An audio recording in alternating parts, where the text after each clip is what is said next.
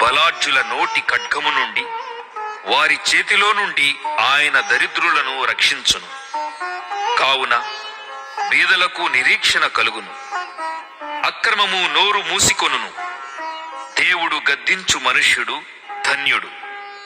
కాబట్టి సర్వశక్తుడగు దేవుని శిక్షను తృణీకరింపకు.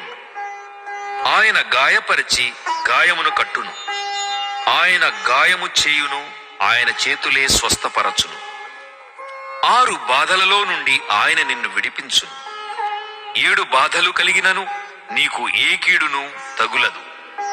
క్షామకాలమున మరణము నుండి, యుద్ధమున ఖడ్గబలము నుండి ఆయన నిన్ను తప్పించును. నోటి మాటల చేత కలుగు నొప్పి నీకు తగులకుండా ఆయన నిన్ను చాటు చేయును. ప్రళయము వచ్చినను నీవు దానికి భయపడవు.